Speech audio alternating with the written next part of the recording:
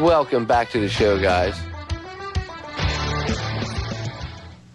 Steve, before we went to break, we were answering one of the most important questions, I think, in this whole thing.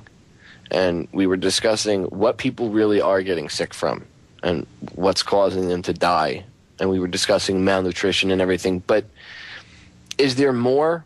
Are there other things? Like when, quote unquote, the AIDS virus first came out, right? Okay, or the whatever the HIV virus, and then AIDS came about after that. What was killing a lot of people in like the homosexual community? Because I know that was where that was a very targeted community, obviously.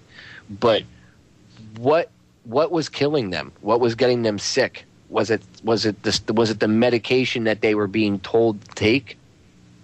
Well, there wasn't any medication until 1987, so there were a lot of people dying, and people always ask that question, and that's a very good question. I really appreciate people asking questions because it shows me they're thinking. When well, what about that? That's a great question, Popeye. The question is, how did all these gay men get sick, and what started this whole thing?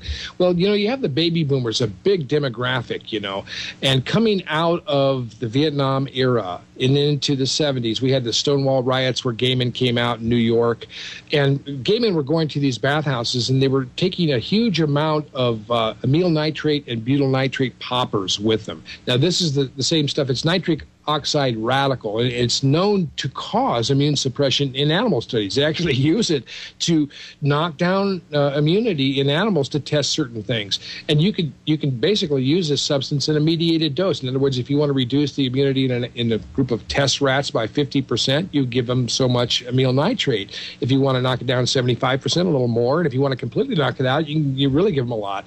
So this substance they were using as an aphrodisiac or a sexual drug, which is, by the way, also the same philosophy and theory and academic process goes on with a lot of the drugs that you have out now, like Viagra, Cialis, some of these others, in which they organically, I won't go into this because, I don't want to get into any legal ramifications of how these things actually work, but the nitric oxide radical, NO, was a substance by which prolonged erections and smooth ethereal muscles, which were, things like the sphincter and the anus and stuff like that. So they were using this substance in tremendous doses at these bathhouse crowd, which isn't a large percentage of the homosexual population. And it's also, I want to say this, that some of the most prominent people to speak out about this from the very beginning and reject the HIV hypothesis were, in fact, gay men.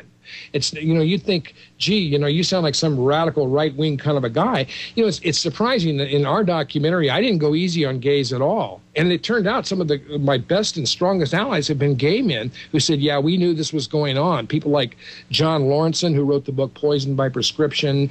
There are so many others that have been vocal through the years denouncing the viral AIDS hypothesis, knowing that their community was being targeted and used by this system.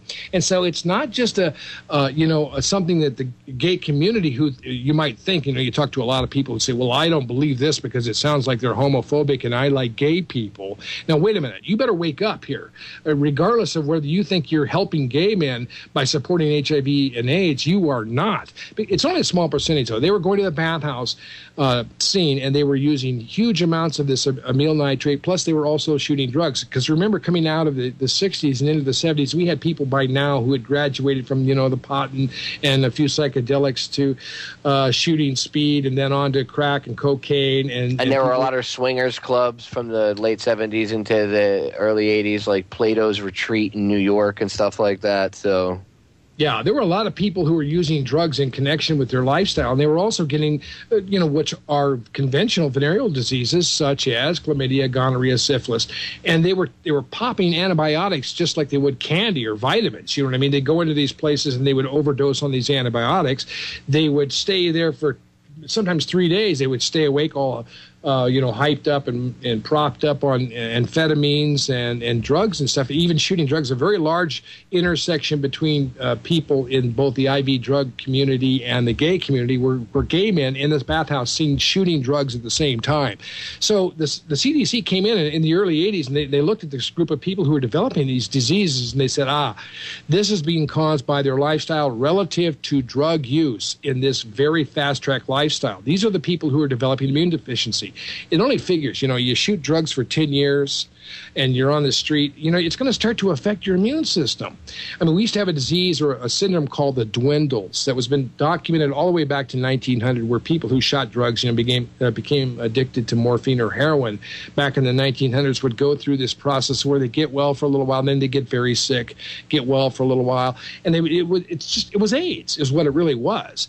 But it was all in a small group. But you see, once you had this big demographic at that time, Popeye, when you had all these people all at once, now all of a sudden, in large groups of numbers, and the baby boomers coming out of the 60s, the bathhouse scene, now you had a big number of people. And of course, it leveled off in about 1993 and went into decline. So it was more demographics and drug use than it ever was anything to do with an infectious disease. And, just while we're on the topic, I want to get back to this before we forget about it. The whole myth of HIV being sexually spread is a complete lie. A complete lie. Okay, going back to 1987, Dr. Walter Dowdle, who is still with the CDC, by the way, he just got a Lifetime Achievement Award just recently. I saw it, a DOWDLE, Walter Dowdle, back in 1987, was called upon by the CDC to assess the transmission of HIV and how accurate it really was, whether it was really doing what we were told, spreading sexually. And as Oprah said, we're going to have 20 million people, my God, people, with HIV being spread sexually, like it would be spread, say, chlamydia, gonorrhea, herpes, or a number of other different diseases that are real, that spread sexually. They were talking about how likely is it? Well, Dowdle came back and said it's like being hit by lightning, 1 out of 1,000. Encounters, possibly. Now, there's a woman who did a study just recently, not too long ago, the Padian study, Padian. If you can check that out, if you go to rethinkingaids.com, or if you go to a number of other different places, you can look at this. She had, I think it was something like 173 discordant couples, meaning one person was HIV positive and the other was not. And she studied them for, I think it was at least 18 months, but on out from there. Not one case. And these people had safe sex, no safe sex, it just varied depending upon the study. There was not one, zero. I said zero. No cases of HIV being spread between one partner to another after all this time. Okay? The whole thing's a fraud.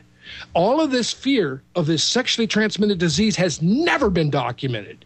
It's all gone. There's nothing there. This shows you how bad the news media is. This shows you how powerful the pharmaceutical agents are who control this whole stuff.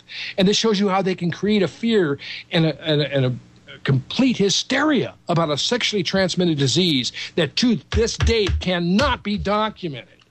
There's not anything That's there. Incredible. Yeah. Padian. Look it up. Padian. Go to rethinkingaids.com. And what happened to Gallo?